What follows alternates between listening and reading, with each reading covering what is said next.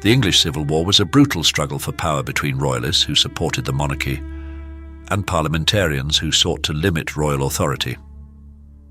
Among the many tales of bravery and cunning that emerged from this period, few are as compelling as the escape of young James, Duke of York, from parliamentary custody in 1648. Only 14 years old, James showed remarkable courage and resourcefulness, managing to escape his captors and flee to safety despite the high stakes and challenges that faced him. The English Civil War erupted as a result of long-standing political, economic and religious tensions between King Charles I and Parliament.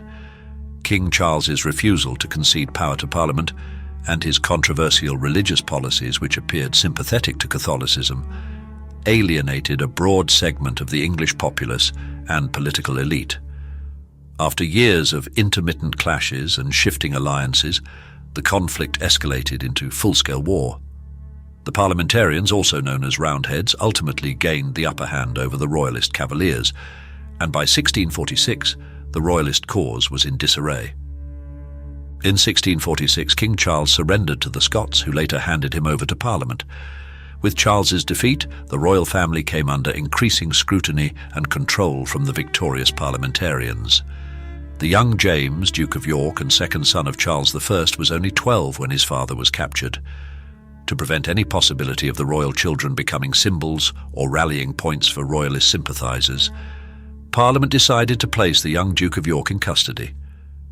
James was moved to St. James's Palace in London under the watchful eye of parliamentarian guardians. For James, captivity was an ordeal marked by strict surveillance and an acute awareness of the political situation. He knew that his father was in captivity and that his family's fate was uncertain. Despite his age, James grew increasingly determined to escape his parliamentary captors and rejoin his family, particularly his mother, Queen Henrietta Maria, who had taken refuge in the Netherlands.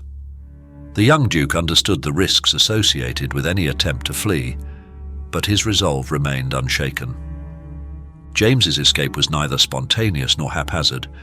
It was the result of a well-coordinated plan crafted by loyal royalists, particularly Colonel Joseph Bampfield, a trusted ally of the royal family.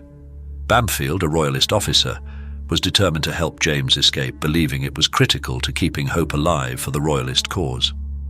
Bampfield's experience, along with his strategic insight, would prove invaluable in helping to orchestrate one of the most daring escapes of the English Civil War. To ensure secrecy, Bampfield and his team conducted careful reconnaissance of St. James's Palace, observing guard rotations, palace routines, and security measures. These observations revealed an opportunity. During specific times, the palace guards would change shifts, creating a brief window of relative laxity. Bampfield also arranged for safe houses and transportation should they manage to get James out of the palace. Recognizing that success depended on blending into the surrounding city, they devised a disguise for James. The young Duke would dress as a woman, a strategy that would allow him to pass unnoticed by the guards and avoid suspicion. The plan also relied on the assistance of sympathetic palace staff, who were willing to take on great personal risk to see James safely out. These royalist sympathizers would help with the disguise, alert Bampfield to any sudden changes in the guard schedule, and keep an eye out for any unexpected interruptions. Communication among Bampfield, James, and the staff was conducted in secrecy through coded notes and signals, minimizing the risk of detection. The escape took place on April 20th, 1648. Dressed in the carefully prepared disguise, James set out from his chambers in St. James's Palace, accompanied by Bampfield. The decision to disguise James as a young woman was as brilliant as it was audacious. In an era where strict gender norms governed dress and appearance, the disguise reduced the likelihood that a guard would scrutinize James too closely, allowing him to blend in with other female attendants who moved freely in and out of the palace. Bampfield and James moved swiftly through the palace, taking advantage of the guard shift and using lesser-known corridors and stairways to evade detection. Their movements were deliberate, yet unhurried, projecting an air of confidence to avoid raising suspicion.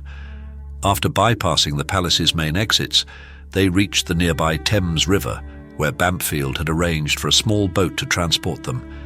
Every step of the journey was a nerve-wracking gamble, as capture would have resulted in severe consequences. Once across the river, James and Bamfield continued their journey toward the southern coast of England.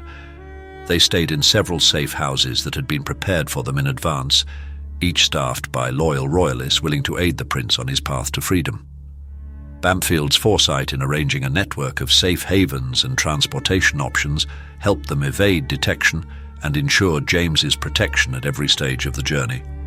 Eventually, they reached the English coast where a ship awaited to carry James across the Channel to the Netherlands. After a treacherous voyage, James arrived safely in The Hague, where he was reunited with his mother, Queen Henrietta Maria.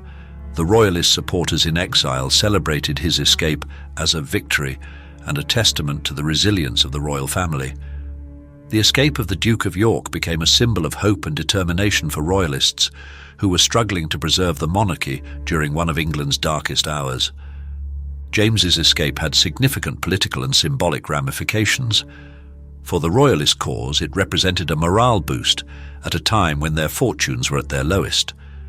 The escape demonstrated that the monarchy was resilient and still possessed the loyalty of its supporters, even in the face of parliamentary dominance. James's courage and resourcefulness during the escape elevated his status among royalists, who saw him as a capable and brave young prince, embodying the hope for a restoration of the monarchy. For the parliamentarians, however, James's escape was an embarrassment, exposing weaknesses in their custody arrangements and the limitations of their control. In response, they intensified their surveillance of other royal captives, fearing similar attempts. James's flight also had diplomatic implications.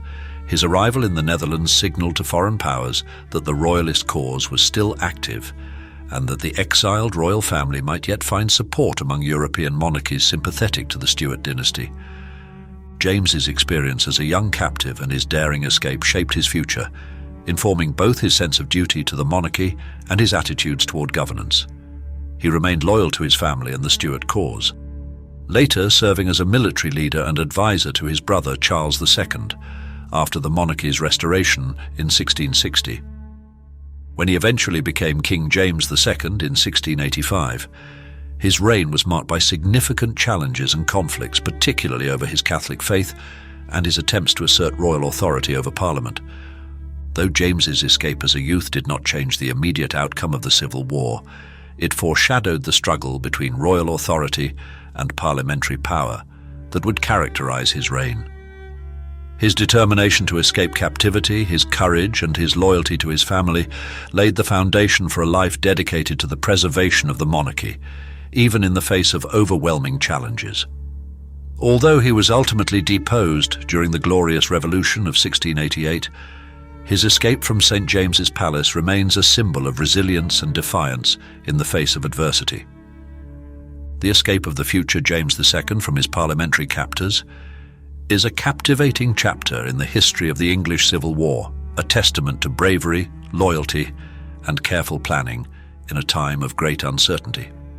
With the help of loyal royalists, James risked his life to evade his captors and rejoin his family abroad. His escape bolstered the spirits of royalist supporters and underscored the tenacity of the monarchy, even as the tides of war turned against them.